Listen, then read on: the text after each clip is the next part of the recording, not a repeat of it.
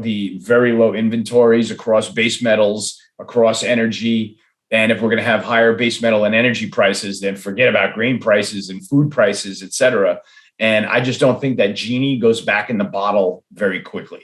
Mm-hmm. I'm looking for $200 crude oil, in at some point in the next year, 2 years, 3 years, something like that. I could see that happening.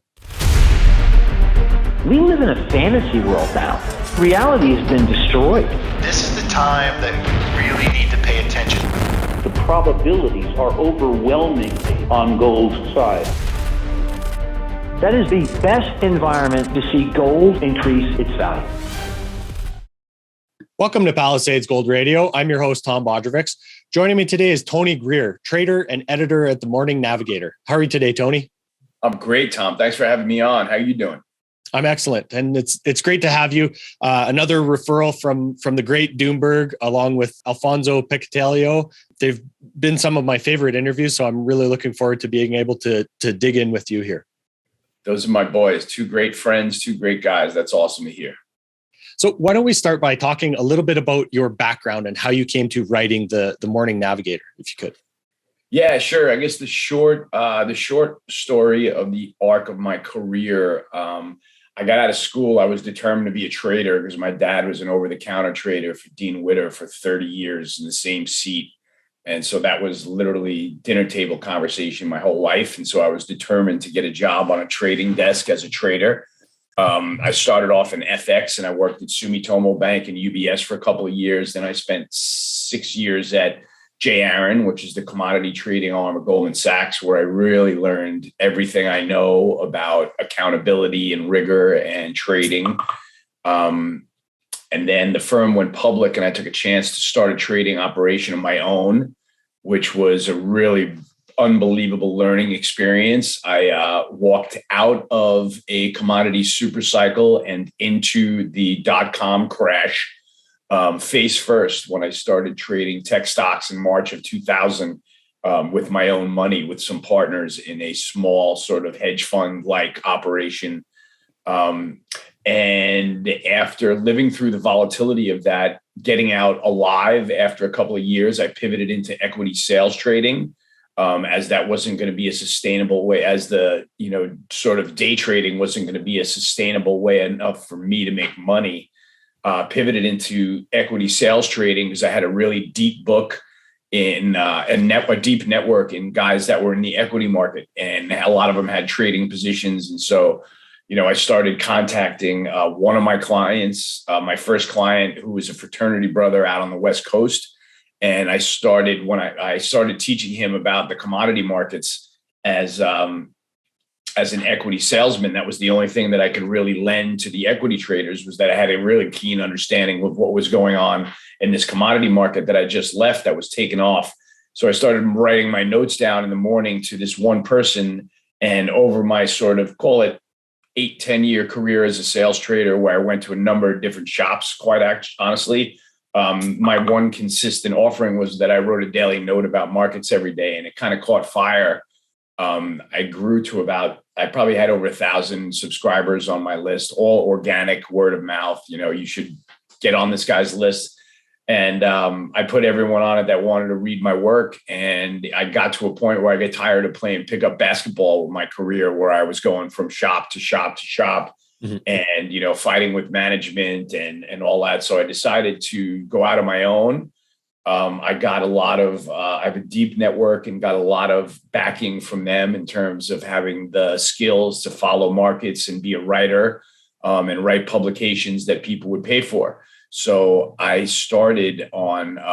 I launched my note the day before Election Day in 2016. I said that Donald Trump was about to win the election in a massive upset and the world was going to change dramatically. Unfortunately, I got what I was looking for times 10, but the volatility has proven to be really, really good for my business. And luckily, the markets have been great. So sort of applying my science, which is kind of my own method of measuring performance in the markets and putting myself into trades, I've been able to, sustain myself by growing my publication business and being a professional trader. So that's really where we are now, Tom. I'm working on building my publication business. I've got a consulting business. Life is exciting, and the company is growing massively at the moment. So I'm really happy, knock on wood, very loudly. Well, that's excellent to hear that you're experiencing a lot of success. And, you and I kind of touched on before we hit record here, the craziness of the news cycle. And it's kind of funny that you say that the volatility has been good for you, but I'd like to touch on, kind of stepping back from that a little later. But Tony, what 2 points do you start your day with? You were saying that there's 2 Post-it notes that you look at every day that kind of remind you how you're viewing the markets and that perspective that you need to keep every day. Yeah, great question. Because I'm a very much a creature of habit, a morning guy. The 2 Post-its on my wall are I wake up bullish, because I sort of like to remind myself that I am an optimist. I'm a better bull market trader, long trader than I am a short trader. And I think that, living my entire life of listening to stock market stories, the stock market has only really gone up over the course of my life. Mm-hmm. And I understand now the mechanism why. And so I've got even more impetus to remain bullish. So the other Post-it that's up on my wall is the Fed is inflating assets. And if you have assets, you're going to be okay. If you don't have assets, you will not be okay. Mm-hmm. So I think that's really important to understand that statement.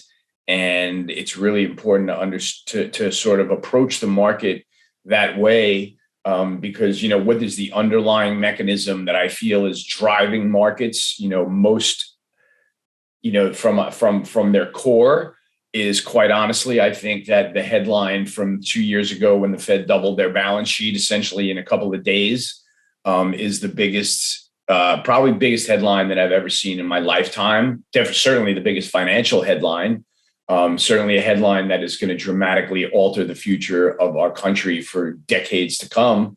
And, that's really the mechanism by which the stock market is still going. We're talking about QT right now, and we're talking about tapering and raising interest rates. That talk is very nice, and it's definitely interesting to listen to. Mm-hmm. And the balance sheet has grown every single week since then. So there is absolutely no attempt in reality to take down the Fed balance sheet. And if they're going to continue to add to it in a period where the economy is generating actual cyclical demand, and if they're going to add to it at a time where commodities are running at sort of scarce levels, if I can just use a broad term, across a commodity complex, mm-hmm. Historically speaking, then we're going to see a lot of inflation. Right. And with that trade, if we just increased money supply 30% in the last 18 months, we have undoubtedly diluted the shit out of the buying power of the dollar. Excuse my French, but there's only the only way to put it. And so like a lot of that has to do with what drives markets and the stock markets and the commodity markets. And so my general, wake up idea is that, you got to get in there and have assets for this reflation trade, and the Fed is going to be there supporting them no matter what. And that's been the case aside from, the market crashing into the lockdown in March of 2020. I think that was probably a once in a lifetime event. And aside from that, it's building on that, being in the right sectors of where to be when the Fed is inflating assets. And that is a moving target. So that's what I spend most of my time doing, quite honestly, is sorting that out in my head and putting those thoughts on paper. And portfolio managers and traders have found it useful to read that thought process. So that's kind of what I'm doing with my life right now. Yeah, it's interesting how you have this perspective of not marrying a stock or let's say even an asset class. So how do you think about not getting wrapped up in these things and staying nimble, even though you're waking up bullish every day? Do you find trailing stops useful? How do you try and identify those proper places to be long? I hate losing money. And, I've changed my posture toward trading as I've matured in the last 30 years as a trader. And believe me, it's been a volatile 30 years. but it's something that I've always done since getting out of school. And I've switched my approach to it to where I no longer look at the world and decide what it should look like and put positions on accordingly. Right. That was the old TG trader used to say, I think this is going to happen. I think gold's going to go up. I'm long gold. Okay. Is it going up? At the moment it is. Yeah. But you'd find yourself saying, okay, I'm long gold and it's not going anywhere. Mm-hmm. And so why am I long gold? And are you bullish gold? He's bullish gold. He's long gold. Everybody's bullish and long gold. So what is this position doing for me right now? And when I started focusing on making money by staying in the things that are performing for me and being very disciplined about not being in the things that are doing nothing for me or, God forbid, costing me money, mm-hmm. I get out of those. And so it sounds very simple. It's a lot harder to do when you're controlling the buttons. But I think when my system of following markets is really just observational and measuring performance. So I sit down at the end of every single day, week, month, quarter, and year, and I monitor how much everything moved and where it moved, and if it was an important technical move, and how many consecutive weeks, months, days, quarters in a row it has moved in that direction. And when things start to perform, I start moving money towards them. And if they start performing and it looks like the chart is at a early inning stage of potential performance, then I start digging into the trade and moving my money towards it. If it looks like a late stage of a trade, I'll tend to stay away from it and kind of set some limits below on how to plot my way into securities. And I'm super patient. I've waited literally a year and followed a stock before I've traded it, and then traded it with tremendous success. So that is a good story that actually works, being patient and following your plan and not getting caught up in YOLO and hodling and all the market memes of 2022. Mm-hmm. So that's where I'm generally going with things, Tom, Absolutely. So it sounds like you spend a lot of time, reviewing your successes, not only your failures, right? Like that's something that seems to be important, is to figure out why you won, not necessarily just, chalking it up to, oh, I'm so smart. Maybe you got lucky. Is that fair? Yeah. Well, I take risk very seriously, Tom. I've been through a number of really, really tenuous trading positions in my lifetime. And I really kind of sit here with my hair on fire most of the day. And a lot of that is kicking the tires on existing positions. Quite honestly, I'm never comfortable when I'm never relaxed when I'm in a trade. And I think that's the right way to be. Otherwise you trade casually or you think casually, and that generally doesn't pay off. So when you step into the arena and you're talking about your money, that's about the most important thing aside from your health and your family that you could be taking care of. And so you need to be really, really focused on what's going on, not have casual positions, only have serious positions. And it's really, like you said, about kicking the tires on existing positions. I'm a big proponent of moving stop losses to break even as soon as I can in a trade, because I hate losing money. And I hate, even worse, turning a profitable trade into a losing trade and then getting out. I'd rather slam my hand in the drawer than have that happen. Mm-hmm. So I generally try to be really nimble with things like that. And then when I'm making money, I have my stop trailing right up behind the position, sort of every, 2 or 3% on the upside. I'm probably moving my stop loss up 50 basis points or so, or 1%, to try to make sure that I'm capturing something. And then when when sentiment gets hot, red hot, and the market's rallying and my stop is getting closer and closer to the market and it gets elected and I've made money, I just get out, because I like the opportunity to be able to get back in again. And that is a lot of, what I've learned to have and maintain that discipline through all circumstances and through all positions. And generally you'll work out a lot better than you would have. Mm-hmm. So considering your risk profile, Tony, I've heard you say before that you like to trade a cash account and don't trade options or leveraged anything. that is controlling your risk as you see it, correct? Yeah. I've been through that masters of the universe phase where I thought that I could just pick options off and have not only the trade right, the direction right, and the idea right, but get the timing spot on too. And,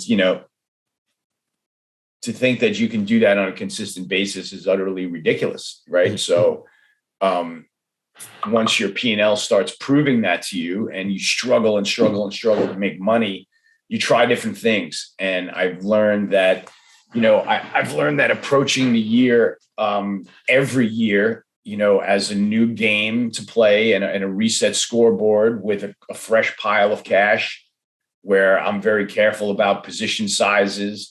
But I operate my trading book like a shooting gallery, like a very competitive shooting gallery, where I'm trying to pick off trades, generate a very high score, not miss too many targets, and come out at the end of the year with up 10%, up 40%, sometimes up 70%, sometimes flat.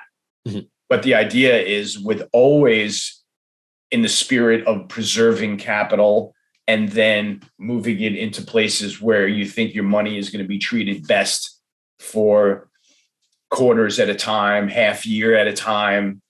I'm really interested in what I call the year-end horse race. And I've really dialed in on focusing on what sectors, how they perform from day one of the calendar year. Mm-hmm. And my goal is generally to try to, be patient or trade existing positions over the turn of the year and study what I really think is going to end up to be, in first, second, and third place at the end of the year, judging by how the year progresses, how, everything works into the trade, how the Fed behaves, how interest rates move, how everything is interrelated. So that's a big game that I sort of play against myself. And I find that competitiveness of always being like, okay, what's going to be the horse on the leaderboard on December 31st? Mm-hmm. Constantly trying to think about that and put that puzzle together. And sometimes you walk into the year with that position on and you have it on for the whole year. And that's the number one leading sector of the year at the end of the year, mm-hmm. right? That happened last year. And maybe it was a stroke of luck, but eventually, energy started off slow and went ripping into the gates and, even outperformed Bitcoin by the time the year was over. So, it's just an interesting way of looking at it. And I find it's a way of keeping that shooting gallery game really tight, mm-hmm. and not wanting to give up any money or silly trades or casual trades, and being really, really methodical and extremely robotic and disciplined about the trades you have on. Right. So Tony, you mentioned something there about preserving capital. So considering that we've consistently exceeded PPI and CPI expectations for the last couple of prints, do you expect this trend to continue, or could we see price rises really get reined in by the Fed's actions when the rate hikes actually come? That's the $64,000 question, isn't it? That's a hard one. I tend to think, people's view looking forward of the world is very much impacted by their most recent memory and most mm-hmm. recent, exposure to what they've seen.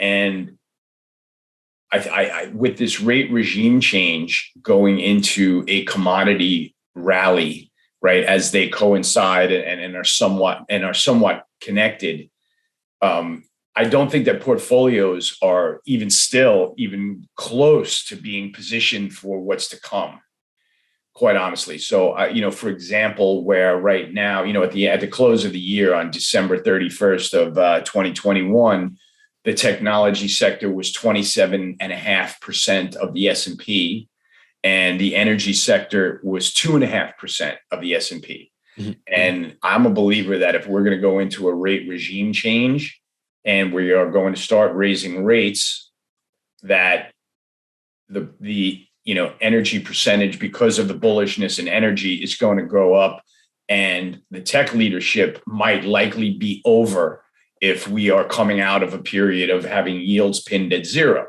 Mm-hmm. So the trouble is that over time, we've seen inflationary head fakes before, right? Over the last 20 years, we've seen several times where it's like, oh, okay, a couple of years ago, we had 10-year yields up at 3.5%, right? During the Trump administration, when we were getting into that, beginning of that recyclical reflation trade. And we've had rates pinned for a long time at zero. And now they're coming off that zero boundary with very scarce commodities and and looks like we're heading into a type of commodity super cycle. Mm-hmm. So I don't really think, I'm not one of those guys that's going to say, yeah, inflation's leveled off here, Fed's got it under control. I'm the opposite. I think that I'm not going to say that the Fed is out of control or they've lost control, because if you control a nation's money supply, I don't think you're ever out of the game. Mm-hmm. But what's different about this approach into potential inflation, Tom, is that there's never been such an attack on supply before, right? And so the ESG theme and the carbon neutral theme is attacking oil supply, right? Very aggressively here in the United States, aggressively attacking oil supply, shutting pipelines, squelching investment, canceling leases that have already been approved, like just shutting it down, right? They're boarding the E&P ship. They're trying to say you're closed unless you're carbon neutral, mm-hmm. right? So there's a real choke on the supply side right now, which we haven't had before. So that's why, I argue with people that say, we've had this inflation, these little flare-ups before, and it's going to go away. Feels different to me this time, right? Mm-hmm. And it's because of that attack on supply, the very low inventories across base metals, across energy. And if we're going to have higher base metal and energy prices, then forget about grain prices and food prices, et cetera. And I just don't think that genie goes back in the bottle very quickly. Mm-hmm. And I know the oil genie doesn't go back in the bottle for years. So I'm a guy, I'm looking for $200 crude oil, in at some point in the next year, 2 years, 3 years, something like that. I could see that happening. Mm-hmm. Yeah, because the lead time on, making up for that lack of supply really takes just so long. And, we talk a lot about nuclear energy on this show, and it's insane to think about how far behind the curve getting that new supply online could take, right? Yeah. And, Doomberg is your man for that, right? Or your chicken for that. He's at the heart of the science behind the energy conversation and why, people are going to starve mm-hmm. around the world, whether it's in Europe first or the US first, we don't know, but it's food prices are going to go to a point where the poor cannot afford to feed themselves at a certain point. Mm-hmm. So that is the tragedy that we have ahead of us. And, you can hedge your way out of it as best you can and maybe try to contribute and help that issue from a humanitarian standpoint. But from a trader's perspective, the energy markets are very fragile, and managing energy and baseload power especially is an extremely complicated game. Mm-hmm. And, with the situation, just for example, in oil, WTI crude oil right now, where Cushing is literally, there's dust coming out of Cushing wells right now, out of Cushing storage, right? Cushing storage is down to historical lows. Drilled but uncompleted wells are also collapsing mm-hmm. because it's not worth it for the E&P companies to carry them on their inventory anymore, because the government is making that more unpleasant as well. So they are, we're the drilled but uncompleted well number is going down. And what that means is when we need to tap supply, the wells won't be readily available, right? If we have tons of drilled but uncompleted wells, we can just go in and tap those. Now we've got a cascade lower and drilled but uncompleted wells. So whenever we decide to right size our energy policy and start using natural resources for civilization, mm-hmm.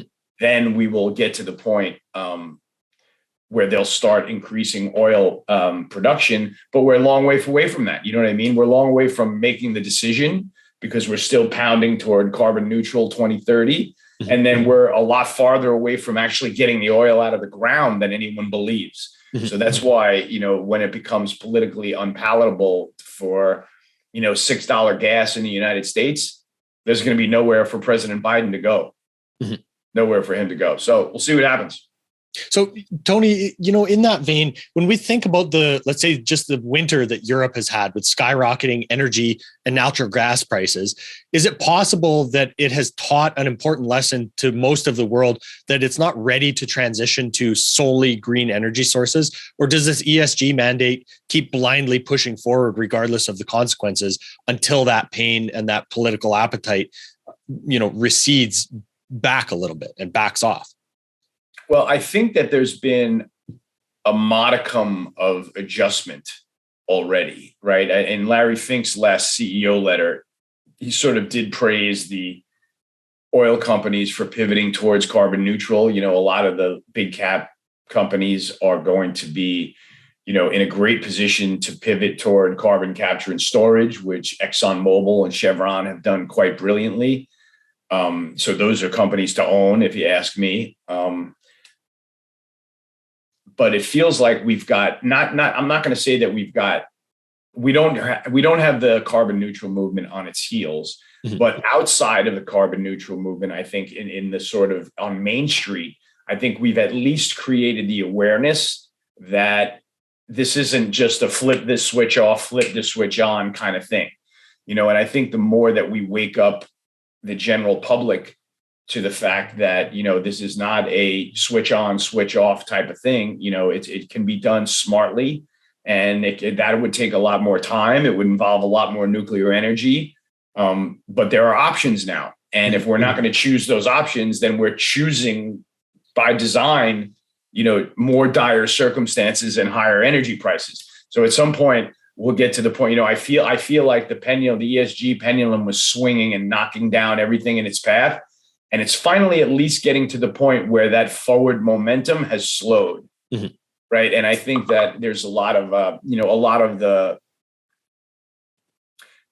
still a lot of protesting going on against governments, and the majority of it is for the mandates, et cetera, on vaccines. But there's still protesting going around for people's way of lives being changed so dramatically now. And a lot of this price pressure is really, I think, what's causing a lot of the attitude of the unrest and the protesting, et cetera. So that kind of how it plays into the social landscape, but maybe not as important for us. Mm-hmm. Tony, I've heard you talk before about that U.S. energy policy is shooting itself in both feet at the same time. So can you explain that to us a bit more? Sure. We got, you can draw a direct line to the spike in energy prices to the inauguration of President Biden. That is not a coincidence. That is cause and effect, right? He took, we had Donald Trump in office, and we had $1.65 gas at the pump, mm-hmm. on a national level. And President Biden took office. One of his first executive orders was to cancel the creation of the transcontinental pipeline, which was going to allow us to import tremendous amount of cheap gas from Canada. Mm-hmm. So the market's already started adjusting for that not happening and coming online. Then, as we said, that I just mentioned, an Obama judge just canceled a number of new leases that E&P companies had been planning on drilling in, various different lands that have been now, been deemed off limits by an Obama judge, oddly enough. And so now they're sort of, really coming down on the supply side of that. And so we kind of continuously shoot ourselves in the foot in terms of getting supply. And then we turn to Saudi Arabia and OPEC and say, pump more. Mm-hmm. And those guys are kind of going like, yeah, do me a favor, see you later on pump more. Are you kidding me? This is good for us, right? They're not stupid. They don't want to impede the price of oil when it's putting them back in a position of financial strength. So, now, as Doomberg enunciates so well, now we've ceded the cost of energy for our nation to people that don't necessarily like us, mm-hmm. And that automatically puts you in a more tenuous position. I mean, you want to wake up the Biden administration and say, you were handed an energy independent country, mm-hmm.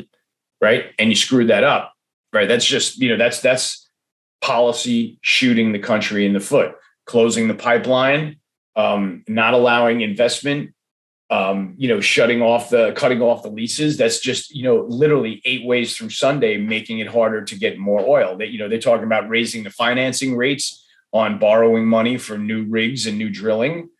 It's just prohibitive everywhere you look. And it's because Larry Fink wants to sell more funds, because he sells more funds if there's less oil. So that's why we're going through this exercise until it breaks something. Tony, before you and I hit record, you were explaining to me the rotation in the stock market that you see. Is that basically to do with the energy and commodity sectors growing as tech kind of rolls off in this rate rising environment? That's exactly what I'm expecting for this year, Tom. I've been as a bull. I've spent the last 2 years with almost no shorts on my pad. And I've been long the king's ransom of natural resources, and that's been good for my clients, et cetera. But with very few shorts on the board. Now, if we are going to pivot into a period of higher yields, less liquidity, potential Fed tapering of the balance sheet at some point to address this inflation, then all of these growth companies that have been going through the moon are going to have to back off, especially since, most of them are technology companies, and especially since their best days were when the country was on lockdown, right? And quite honestly, I think that that's why we're still pushing in so many places, for masks and mandates and lockdowns. All of that's good for big tech, right? And they're just going to continue to push and keep this on. You go into an Apple store and they're triple masked and they come and jump on you if you don't have a mask on. And then you go to somewhere in Florida and there's nobody with masks on anywhere, So you kind of, you see what's going on here. I think it's important to note that, but the bottom line is, you've seen momentum stocks take a dive into this rate rise, as we've shifted from one rate hike this year to 5 or 6 or 7, right? So you've seen momentum stocks turn.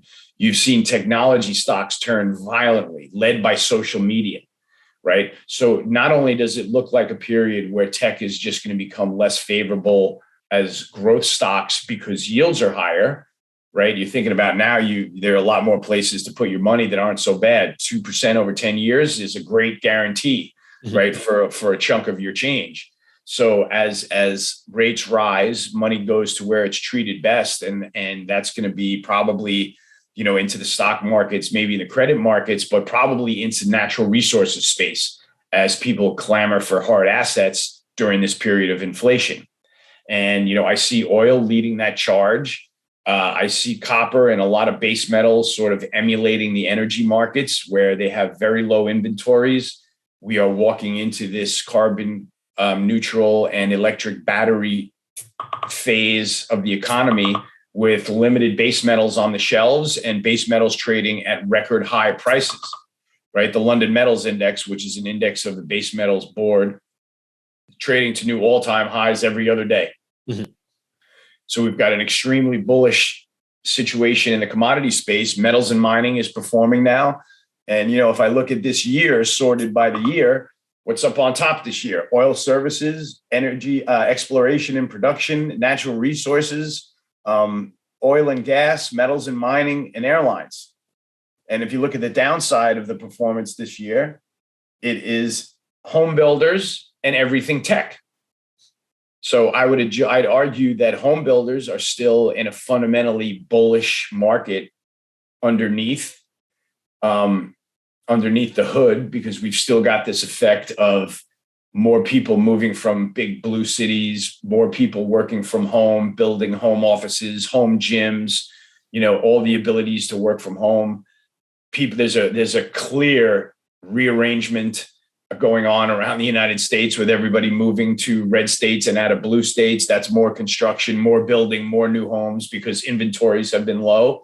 So I think there's a really bullish cocktail for the builders space. But right now, with 30-year mortgage rates going higher, that sort of puts a little bit of a damper on the mortgage machine, right? And that's a really important portion of bank revenues. And so that kind of slows the wheels up a little bit. But on the downside and the rest of the world, biotech, I'll just read them off. Biotech, internet, solar, software, cybersecurity, semiconductors, triple Qs, and social media, all off more than 10%. So this is the rotation that I'm looking for to just keep going this year. Natural resources higher, technology lower. What it probably means for the S&P is not a good situation, since they're so heavily weighted with, those 7 biggest tech stocks in the market, right? The FANG complex plus Microsoft and Tesla, I would say. So if those huge cap tech is going to have a backup, then the indices probably struggle. But if you're in the right places like natural resources and energy, I think you have a great year. Tony, you were saying that the Fed probably isn't close to losing control of the markets. But at what point would you become bearish on the stock market? What condition in the bond market would signal to you that caution is necessary here? The bond market starts soaring lower, or a dislocation lower in the bond market, where rates start galloping higher, where sort of the bond vigilantes, come to roost on the commodity market inflation that's taking place.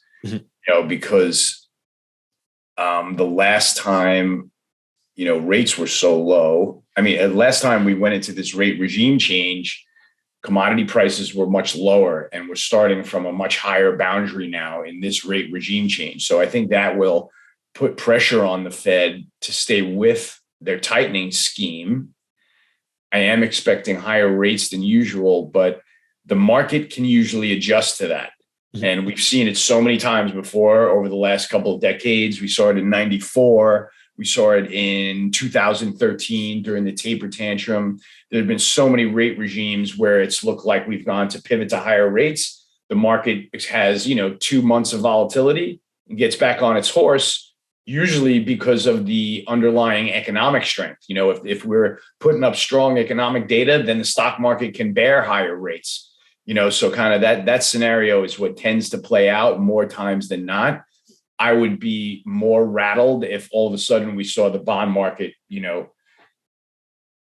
a fallout situation where rates are really shaking up the world. That would cause me to take a lot of profits across the equity, across my equity portfolio, and try to be flat for a little while.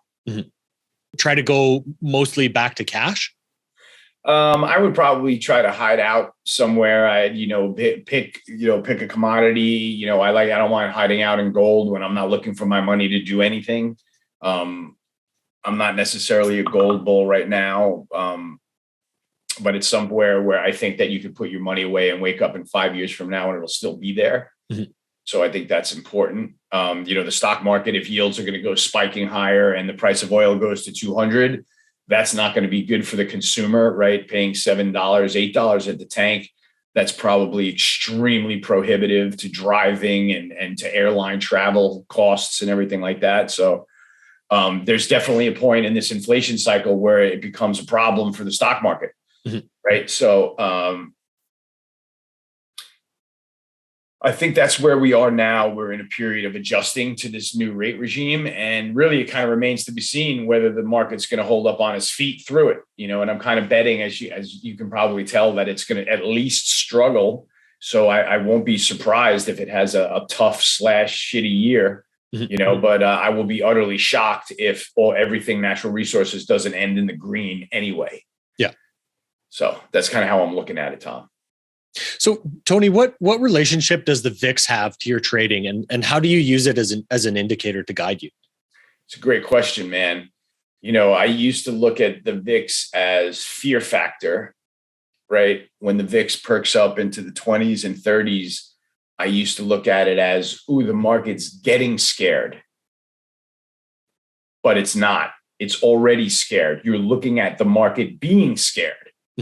Right. So you have to adjust for that. And so what that means in adjusting for that is, as the VIX starts to perk up, you generally get a chance to, make some equity sales and lighten the boat a little bit and say, the VIX looks like it's pricing something. I don't know what, but somebody threw a snowball and the VIX is going up. Right. Yeah.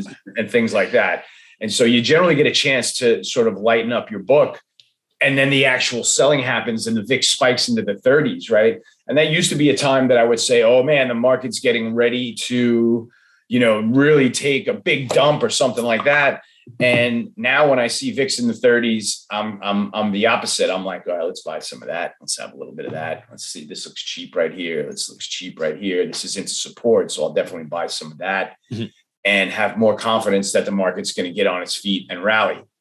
So it's usually the kind of thing where I want to be ahead of it, or sort of at least very conspicuous. If it looks like, maybe the indices have created to moving averages and the VIX is pricing in a little bit of a chance that they can slide, I try to get a little bit ahead of that. And I make sales in those initial slides when stocks pull back from the high points on those big pullback days. I'm not standing around with my arms folded like a wise guy. I sell stuff. You know what I mean? I make sales. I go with the flow. We're all selling today. Good. What do I have? I'll contribute, sell this, sell that. And then this way, no, you have to do it. You have to do it, because if you stand there and say, I'm smarter than all these guys hitting bids. Oh no, now I'm less smart because I'm in trouble. How much am I down on this? And now you're selling into the hole where, people are looking to buy with the VIX at 30. Right. And so I've kind of turned that game on its head a little bit. So the VIXs are really, for me, the VIX, the dollar, bond yields, those are really just speedometers for me. Those are just kind of my dashboard on how heavy I can step on the natural resources, gas. And I'm stepping on it pretty heavy right now. So we'll see if this works out okay with this rotation that's going on, where, technology is still heavy and dragging the stock market lower. So we'll see if the S&P survives this battle of the 200-day moving average. Otherwise, we'll see some more consolidation where tech is heavy and energy, mining, gold miners, things like that are still going up. So, Tony, when we think about, let's say, the change in your psychology of when you see the VIX spike and you used to be behind the eight ball, is it just that you have learned those lessons from your psychology of thinking, oh, I should be selling, and you flip that on its head and you start buying? Or is it that you've also gained some indicators to give you some confidence as well? Yeah, that's a good way of looking at it. I think I've broadened, your experience in following the markets is all about who you know. You talk to people and you see what resonates with them, and you take this part of their trick and you work it into your analysis, and you talk to somebody else. That sounds interesting. I'm going to start following that thing, and then you've got you kind of assemble your dashboard. But I think the thing that has changed over the years is that I used to be less optimistic. I think that, and it might've had to do with the overlay of my life, as a young single guy being in a super competitive job. It was always like, it was always hard to be optimistic for whatever reason. And now later in life, and I'm more mature, and I've seen that, your expectations are usually, and fear are usually actually a lot worse than what reality winds up being most of the time, and so and in having a family and children, you're kind of forced to be an optimist. So, in pivoting from being a little bit of a pessimist to more of an optimist, both in life and about markets, that's helped me be able to buy stocks when they're on their backs and dipping, and understanding that this is all happening within a secular trend of the stock market rising, because the global economy is growing. The companies within it are learning how to make more money. And I don't know, I don't like to fade that. I don't like to fade that idea. So now that I understand the mechanism by which the Fed is inflating assets a lot better than I did 10 years ago, I don't really wake up planning to say, one of these days the stock market is going to get wiped out and the currency is going to devalue and it's going to be mayhem and we're going to be buying food with gold coins. I mean, if you're a believer in that, then we're not a believer in civilization. And somehow humans have made it through over the years, through every crisis and every disaster, and come out okay. So I kind of believe that can be the same from markets. And I guess that is just a little bit of a 30,000 foot view that I have on the world and on markets. So from the perspective of a trader, as you are, what would you want to see from gold or the precious metals in general that would make you want to enter that trade? Would it be, more macro or fundamental factors, or would it only be momentum coming back into the space, Tony? Evidence-based performance, baby. How did gold do last year as an inflation hedge? We saw all the headline inflation hit the tape last year. Mm-hmm. If you came into the year long gold, how'd you do? You lost 10%. You lost 10%. Mm-hmm.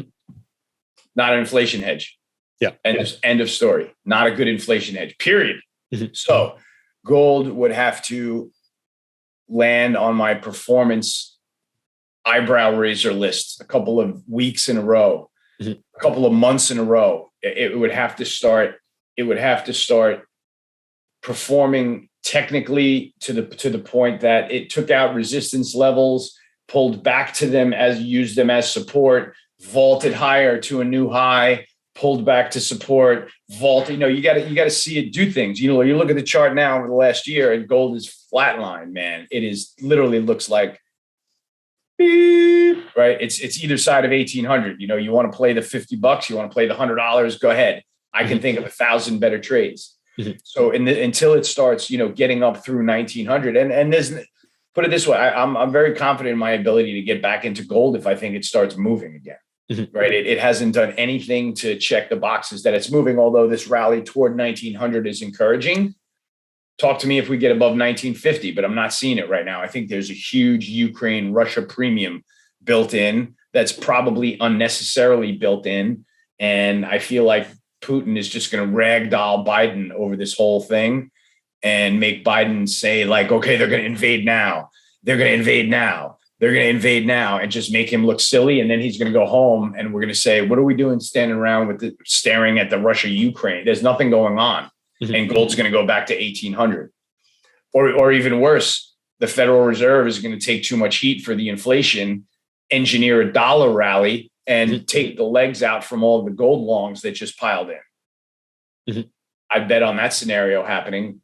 Mm-hmm. I think that's a high probability scenario. So I don't like to be in gold because it seems to have rocks thrown at it all the time. Right. And if I'm long a trade and all of a sudden a rock goes through my window and, gold goes down $25 in a straight line with no news out at 8:00, get me out of here, man. You know what I mean? Like, that's not for me. You know what I mean? Like, that's not where my money is treated best. Mm-hmm. And if I start to see a pattern of those type of raids happening in the gold market, I don't want to be long that. I don't want to be long something that the Federal Reserve is going to say, we just knocked gold down $200. There's no inflation. Yeah. Right. Yeah. Meanwhile, the grains market is on fire. Oil's going to 150. You know what I mean? They'll just knock gold down $100 and say gold would be rallying if there's inflation. And look at gold, $1,800. Mm-hmm. You can't even say there's inflation. Let gold not do anything. Mm-hmm. So I think that with all of those things stacking up against it, gold's going to have to put in 3, 4, 5, 6 straight weeks of positive performance, capture 2,000, and have still everybody hating it. And then I'll get involved. Right. Tony, what do you think about the argument that has been made that gold did accommodate for inflation, but it just did it early, let's say from the $1,400 level up to that $1,900 level, basically before and into let's say the first 6 months of the pandemic? Yeah, that move to, the move to 1950 the move to 2K the last time could have been, anticipating all this inflation that we're seeing. Mm-hmm. I'm just really confused as to, what's here. So here's the story. If we are in a secular bull market in gold and it was reacting early to the inflation we're seeing now, I'll give you that. How come it has pulled back 50%? Or you can draw a couple of charts where it's to say, okay, here's the big move in gold, mm-hmm. Whatever it is. I guess you can call it from the breakout from 1,500 to 2K or whatever. Here's the 50% pullback, 1,800. It should hold here and go because inflation is definitely getting worse. Mm-hmm. Other commodity prices are rising. The base metals market only makes a new high every day between aluminum or zinc or nickel or whatever it is. Right. Why isn't gold going up? Right. So that's my thing with gold is that, it had the run. Okay, great. And now it pulled back into support. Okay, great. Now there's more inflation. Why is it still 1,800? Right. And that's kind of where I am. It's had the chance to hold this rally and go and it's gone and failed and gone and failed and gone and failed instead. Mm-hmm. So to me, that's like, okay, you get 4 Fs in a row, kid, you're expelled. You're out of my book. I'm not trading you anymore. You know what I mean? Right. So I'll kind of watch everybody get in their big kerfuffle when gold rallies, and I'll watch all those one-word tweets, gold, like, ooh, it just moved, and I'm not really excited about it because I could still think of 1,000 better trades to be in. So that's kind of my attitude about gold. It's not a very good one. That said, I have plenty of physical gold as an insurance policy, in vaults and in a safe. So I'm inherently long. If it goes up, not really what I'm looking for, though. You know what I mean? It's kind of a hedge that I want to stay exactly where it is. If it's going up, then we have issues. So that's kind of how I look at it. Right. So Tony, do you see the crypto markets as a trading opportunity as well? Or is that a place that seems too volatile and too emotional for you? Well, Justin Trudeau just became a great supporter of the cryptocurrency, right? Of the cryptocurrency idea. I think that is the bull case right there, quite honestly. You know what I mean? Like government overreach into your freezing bank accounts. I mean, for the love of God, we're at next level authoritarianism with that. And I think that Bitcoin probably has a place to live in that world. Mm-hmm. I think that it's going to probably have a big problem rallying while commodities and hard assets rally. Because to me, big cryptocurrency, Bitcoin, Ethereum, whatever it is, it's a levered bet on risk assets. If the world is on fire, risk on, and we're buying bananas duct taped to the wall for $100,000 at Miami Art Basel, and that's cool. And if that's the world we're in, Bitcoin's going to work.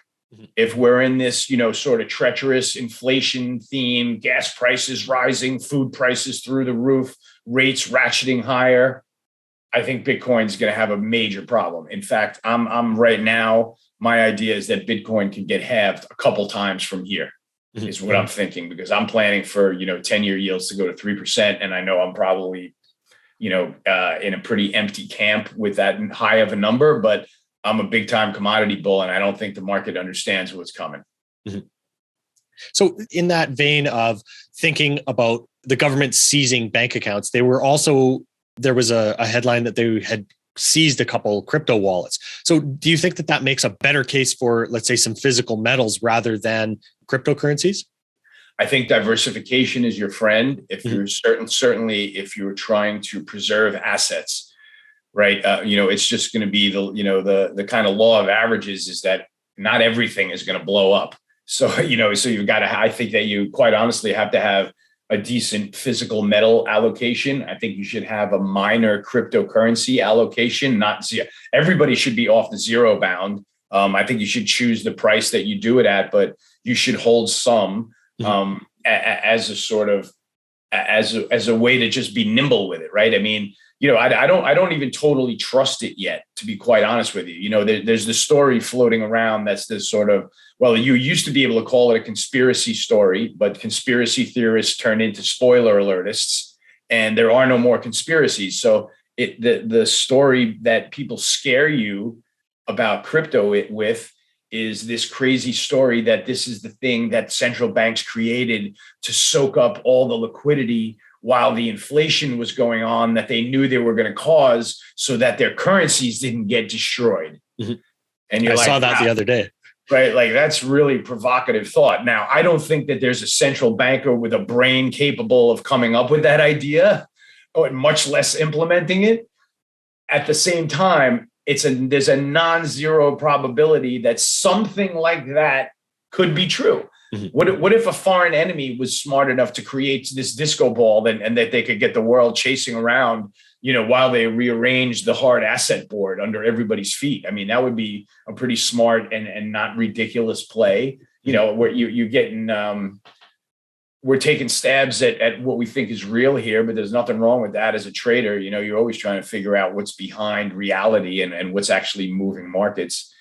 So I guess that's my view on crypto versus hard assets right now. I just think it's going to be a struggle for them to perform, but I don't necessarily think that they need to go up in price to be part of our part of our trade one day, part of our economy, a more active part of transactions. So, I'm in the kind of, I got to live in this world camp with crypto where it seems like it's attracted enough intellectual capital and honestly, institutional interest where it's probably going to be something that's around. So while you don't have to embrace it, you got to know what's going on.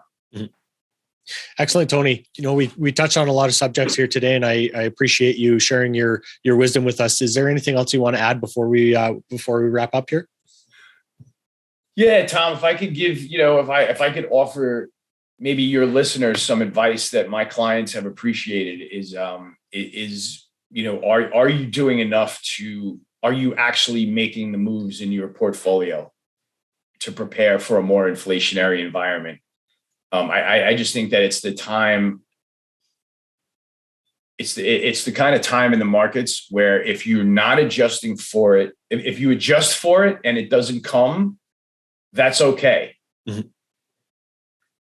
If it happens and you never adjusted for it at all, that is a disaster, right? That is an unmitigated disaster. Mm-hmm. Right. So that's not that, to me, that risk outcome is not a good balance. Right. So I'm going ahead and say, oh yeah, let's just adjust, because if this is wrong, I guarantee you I live and can trade out of it. If I don't adjust to it, you're dead. Right. So I just want, that's one thing that my clients have been like, man, thank you for making me sell the tech. So thank you for encouraging me, buy the get it in the account. Don't just look at it.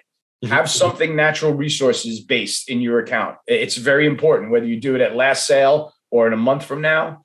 For the next 10 years, make sure you're adjusting your portfolio for the markets. I think that's just the most important message I can send to anybody that's caring for a pot of money. Mm-hmm. Yeah, it kind of comes back to that idea of not marrying a stock or an asset class, right?